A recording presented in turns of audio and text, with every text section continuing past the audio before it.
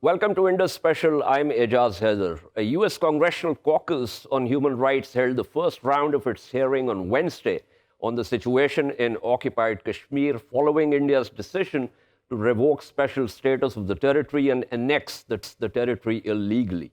Announcing the hearing, the Tom Lantos Human Rights Commission said that the witnesses would examine the human rights situation in Kashmir in the context of the region's history and larger patterns of rights violations. It said that the witnesses would offer recommendations for action by Congress. The commission invited Anurima Bhargava, Commissioner, U.S. Commission on International Religious Freedom, as witness in the first panel for the hearing on Wednesday. The hearing by the Lantos Committee comes on the heels of a similar hearing last month on occupied Kashmir by a congressional subcommittee on the Asia and Pacific. Several U.S. congressmen had expressed concern over the situation in occupied Kashmir. The testimonies are still coming, but reports from the first day indicate the level of concern about the situation. India also continues to deny access to the media for freely reporting the situation in occupied Kashmir. Meanwhile, speaking at a conference in Islamabad, Prime Minister Imran Khan said the Indian troops are terrorizing the population of occupied Kashmir. He also said that Indian Prime Minister Narendra Modi has made a mistake by stripping the region of its autonomy. In another development, the Pakistan Army spokesperson has refuted that there will be any amendment to the Pakistan Army Act with reference to the sentence awarded to Indian spy Kulbhushan Jadhav. Jadhav, an Indian Navy officer of the rank of Commodore, was caught from Balochistan where he was running a network of terrorists. To discuss these developments, we have with us Barrister Francis Hoar, who is an international law expert, joins us from London, and Mr. Tony Ashai, who is an analyst and is a Kashmiri. He joins us from Los Angeles. Thank you to both of you.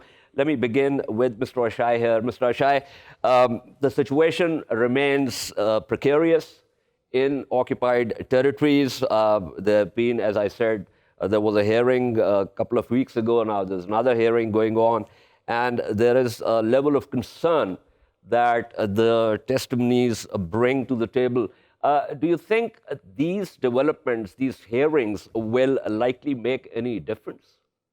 I've said this before, these hearings may not make a huge difference immediately, but what they do is they turn the light on. If somebody was stealing something, there was a thief, he was stealing, burglarizing a house, you turn the light on. So that's what we're doing. We, Kashmir diaspora living in the United States, we're just approaching our congressmen, senators, and we just want that light on Narendra Modi and Amit Shah and all the crimes that they're doing in Kashmir. And that's all we can do.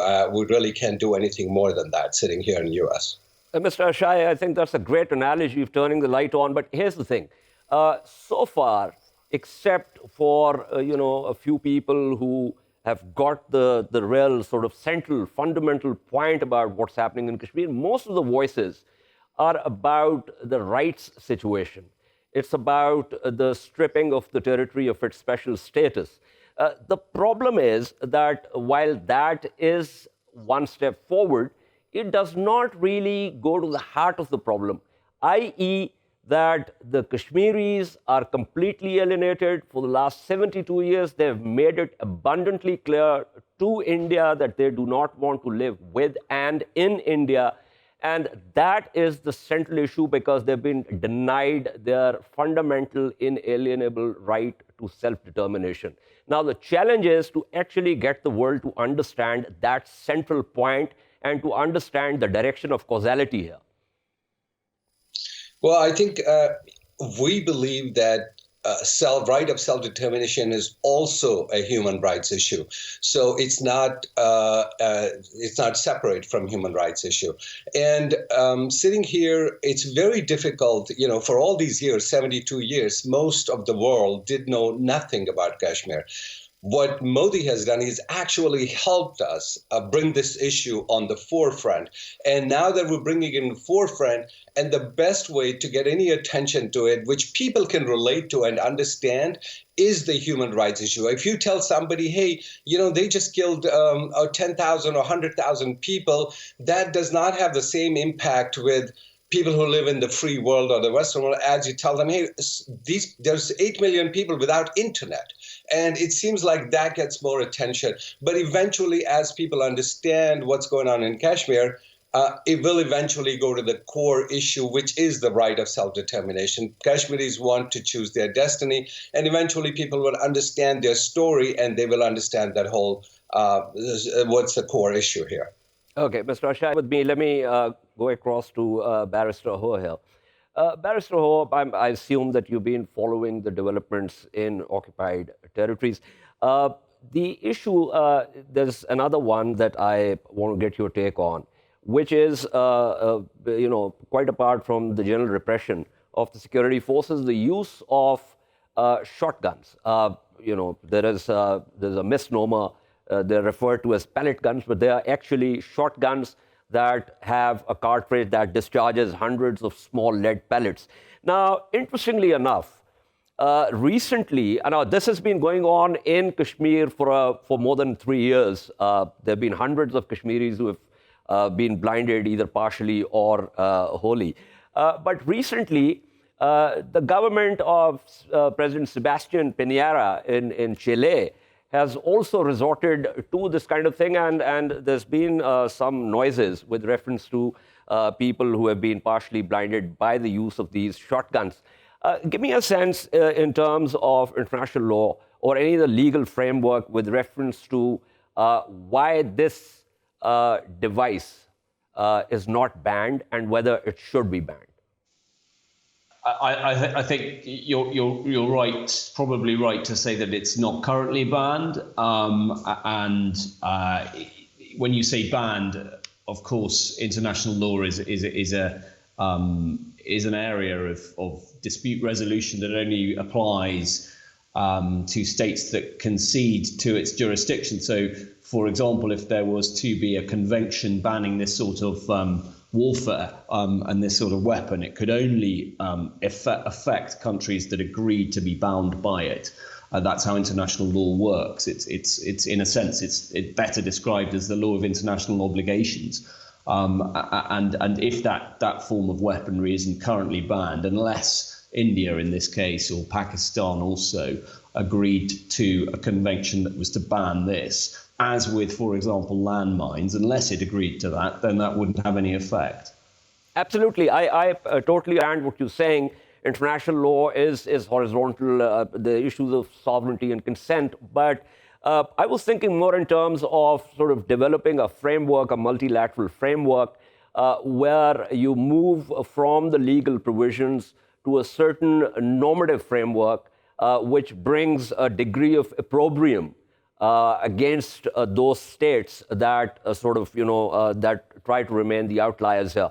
And I'm happy that you refer to the landmine ban treaty. And of course, there are other such examples also of categories of weapons that cannot even be used in war. So I was thinking more in terms of a multilateral framework, the beginning of a conversation. Because, as I said, we've seen the use in occupied Kashmir for over 3 years now. But recently, as I said, in Chile also, we saw this. So there's a sort of concern here that if this issue is not addressed, more and more states would probably begin to resort to the use of this weapon. Yeah, that's a very good introduction. Thank you. I think I'd put it in three different ways. First of all, you refer to multilateral discussions, and that's absolutely the way in which these sort of issues start getting resolved. So the landmines example is a very good example of how the pressure for changes in international obligations and conventions that will ban certain types of weaponry can start. Another example is shells, which have particular types of properties that can have long-lasting effects on the areas in which they're used. The second point is that you use the word opprobrium, and obviously once one starts to begin to get a head of steam of support for a particular proposition in international law, and a large number of countries agree to it, pressure increases on other countries, perhaps countries that are already using these weaponry, unlike those that aren't, to agree to those particular standards. And I suppose the third point, which is a more interesting point, is whether or not one could adopt a dynamic form of convention where the countries agree that there is a review mechanism to include other types of weapons that haven't perhaps been invented or thought about, and that a review mechanism could propose that those be included in the convention. And then one would either have the agreement of all parties, which would be the more conventional international law way of doing it, to include an additional weaponry on the list of prescribed weapons. Or alternatively, countries could potentially defer that decision to a particular committee. It's unlikely the second option would be adopted, because it goes against the general way in which countries adopt conventional obligations in international law, which is by consent. But that is certainly a possibility. And these are ways in which this could perhaps become prescribed. This form of weaponry could perhaps become prescribed in international law. Thank you for elaborating this, Barrister Hoar. One final question before I let you go. You also talked about, there are lots of weapon systems and platforms which are under development. Some of those already have the prototypes. Discussion is now focused on issues like lethal autonomous weapons. There are legal and moral issues with reference to the use of drones and various other weapons that with artificial intelligence, the rest of it. And we know that law has to follow the trajectory of technology, because until you actually have something there which is being used, you cannot begin to have a discussion in terms of the legal, moral, and normative framework. But those weapons that exist, and these shotguns exist, I was assuming that one way could be to bring into the discussion those countries that are actually manufacturing these shotguns and exporting them, and sort of try and get them to understand that to export them to states which are known for repressing their populations is something that they should think about. And perhaps they should have their own domestic legislation, much before this whole sort of international law multilateral framework, to say, well, we are not going to export to those states which are repressive. Well, that's an interesting point, because shotguns are developed for sport, for shooting in sport, and particularly birds. They have a large range, and that's what they're intended to do. They're used very, very frequently in the United Kingdom, for example, to shoot pheasants and grouse and other forms of game. That's what they're there for. In addition, interestingly, you mentioned drones. One of the only ways in which, one of the most effective ways of preventing drones is by the use of shotguns. So you'll be familiar with the Queen, who has once a year reviews the troops in what's called trooping the colour, in an extremely exposed environment, which is extremely dangerous for a terrorist attack. And obviously there's not only the Queen, but there's members of the government and so on there. Shotguns are, I understand, used or potentially in operation to prevent drones, because it's very difficult to get an accurate shot on them. So there are legitimate means, both in terms of domestic and non-military use and military use. Hoar, I get your point. I'm also running short of time on this. But I was thinking more, and you're absolutely right, shotguns are used for sport, skeet, trap, and also small game. But these are particular shotguns, and there's got to be some kind of end-user agreement clause in terms of their use. But thank you so much for your insights. I'm grateful to have you on the program. Let me go back to Mr. Ashai here. Mr. Ashai, you were hearing this discussion with reference to the shotguns, and one of the central sort of tool in the kitty of Indian security forces now to disperse and intimidate protesting crowds What's your sense? Is there some debate on this within the U.S. with reference to the use of these shotguns? Yes, actually, in both the hearings that we held in Washington, D.C., one was with Congressman Brad Sherman and Tom Lantos, which was yesterday. Shotguns were discussed, these pellet guns, and they do, they do blind a lot of people, and a lot of children, over thousands, are blinded, partially or fully blinded. So they're a lethal weapon, and we have brought light on that issue, and it was discussed. Definitely, everybody knows about it. Thank you, Tony Ashai, for your comments. We're now joined by Ambassador Munir Akram, who is Pakistan's permanent representative at the United Nations. Ambassador Akram, thank you for being on the program. We're just discussing the situation in Kashmir. A couple of things. There's the congressional hearing by the Lantos Committee. It comes on the heels of a similar hearing last month on occupied Kashmir by a congressional subcommittee on Asia and Pacific. These hearings, within a span of 2 weeks or so, do they indicate that there is now a groundswell of concern with reference to what's happening in occupied and now annexed Kashmir? There is this concern, and it is being manifest in various places. And the fact that it's being manifested in the U.S. Congress is a very important signal because traditionally, it has not received this kind of attention in the past, especially in Washington. Okay.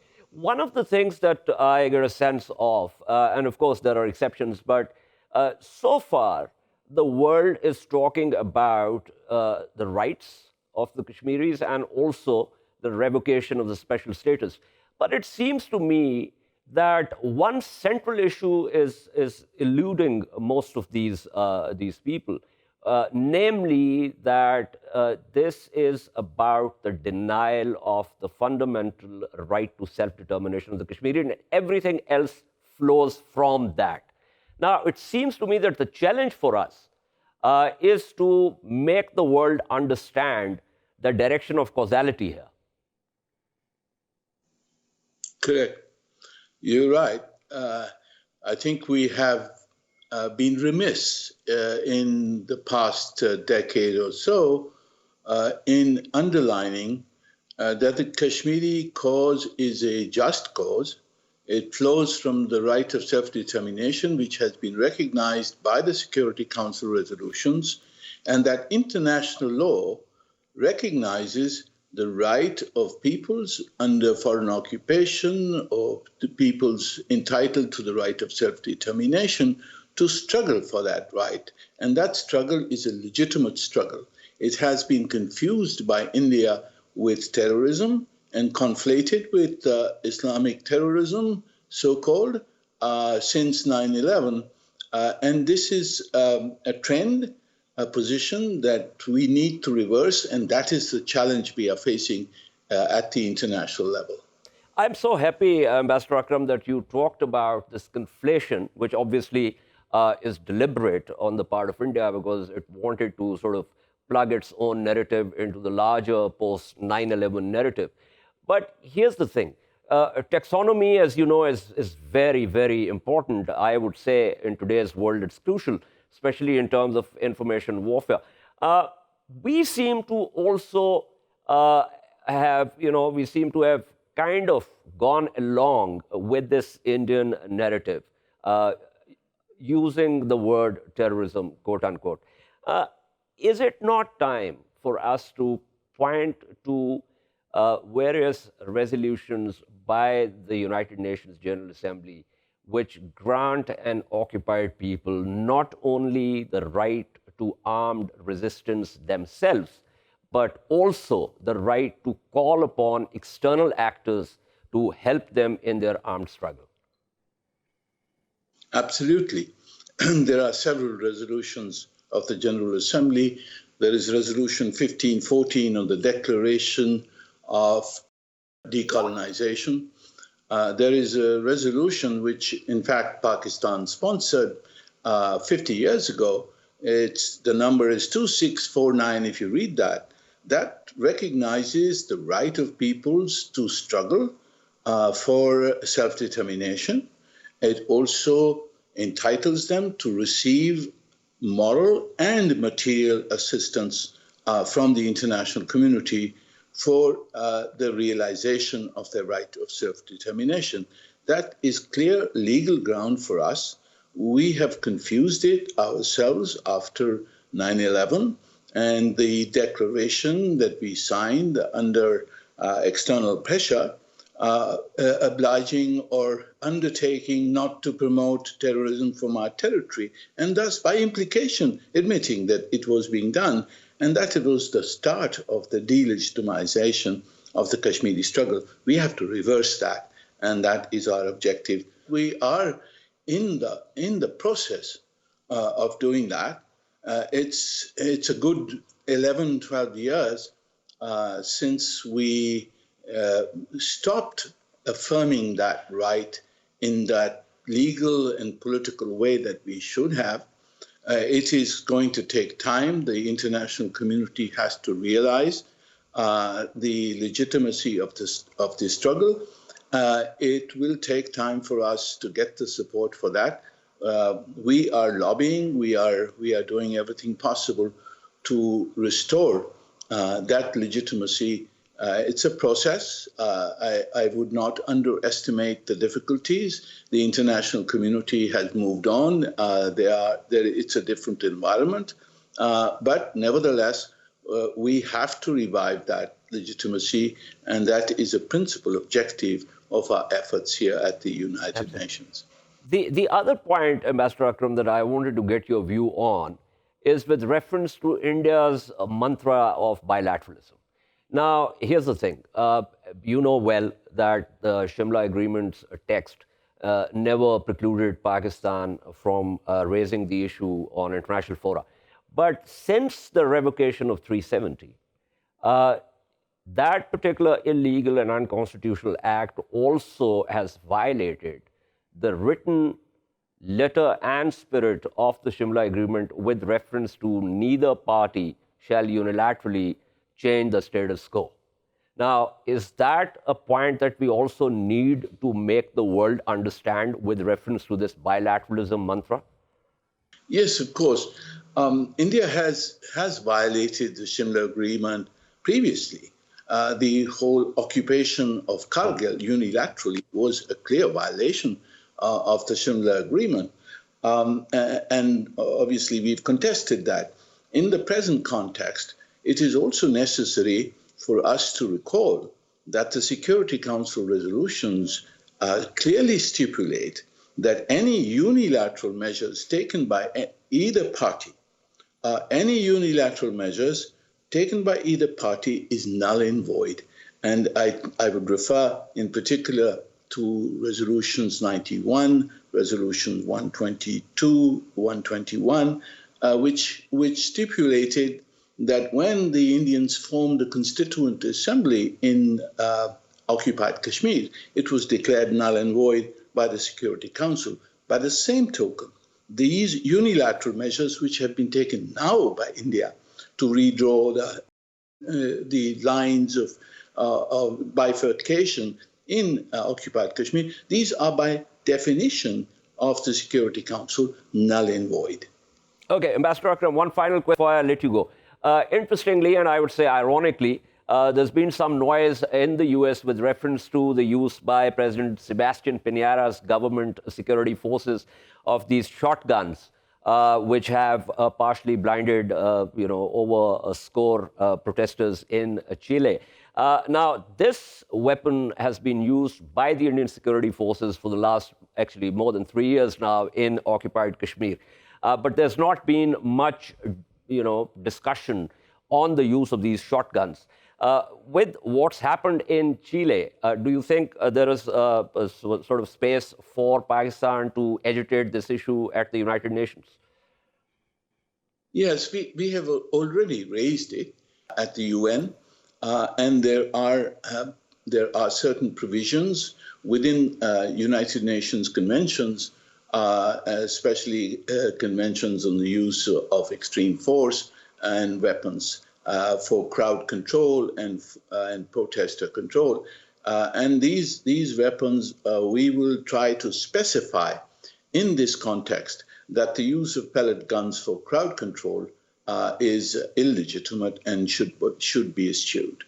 Should be. Thank you so much. That was Ambassador Munir Akram, Pakistan's permanent representative at the United Nations. We are also joined by Mr. David Loyn, who's a journalist. He is a former bureau chief of the BBC in South Asia. Mr. Loyn, thank you so much for joining us.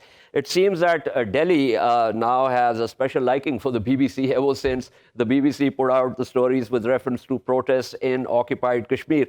What's your sense of the Delhi's sort of policy of not allowing the media a free hand in the valley to report events from there? Anyone who looks at the world now and looks at journalists being prevented from moving into situations, will see that with some alarm. I travel a lot into Afghanistan. I go there frequently, and you can say now that the Afghan media are about the freest in the region in terms of their ability to operate, and they operate obviously in a conflict area, but they can go places on their own and report without hindrance from the government. And you couldn't say that about any other government in the region. And as I say, I think it is, it has gone on too long for the open access of reporters to be able to go into Indian administered Kashmir and to be able to go into Srinagar and really see what's going on for the people there. And, it would be better if the Indian government treated Kashmir, if it is another state, just like another state and just like Indian citizens. But it seems that they're not treating them quite like that at the moment. Yeah, that's because the Kashmir don't want to stay in India. So anyway, thank you so much, David Loyn, for speaking with us. We shall take a short break and return to discuss US-Turkey relations and how and why Trump and the US Congress are at odds on the issue of dealing with Turkey. Stay with us.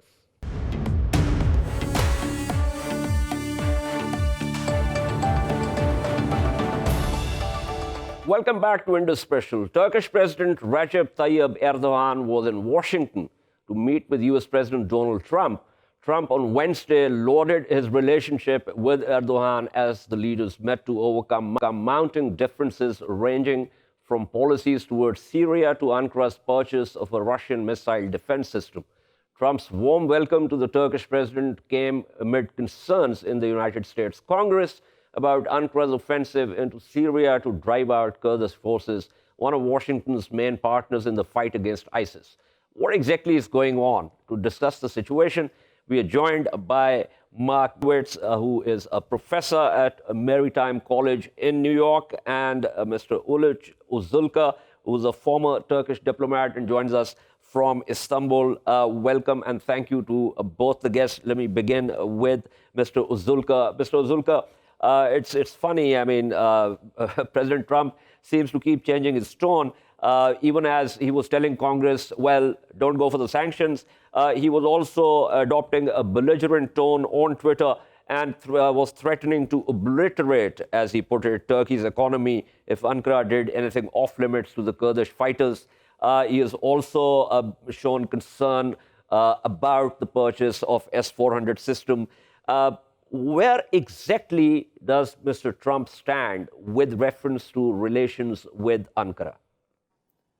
When you look into the Turkish-European Union and now with the American relations, I think that there is a misunderstanding from both parties vis-à-vis Turkey. First of all, let's fix it for good.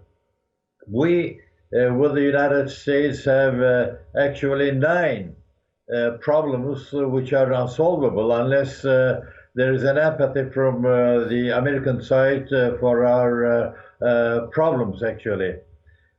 Turkey, first of all, is facing a security problem in at our southeastern border.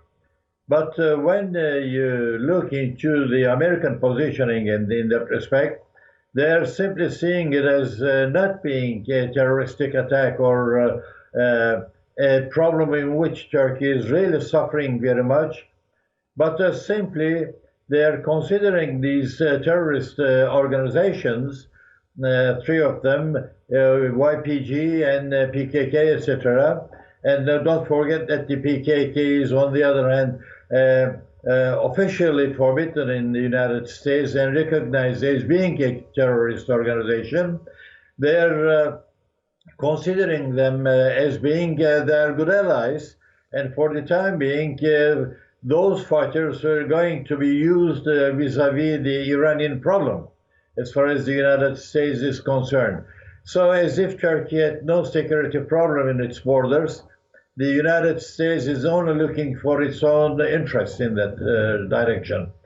So this is not, of course, something that we can easily afford or accept. Secondly, you were mentioning, for example, the S-400 missile problem that we bought from Russia, and that the Americans are not happy at all. Well, allow me to put it this way. In the past, about 6-7 years ago, we went to the United States to ask them to sell us the Patriot system.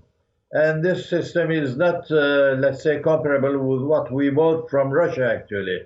The latest model is much more advanced and technologically speaking, which more effective than any other systems.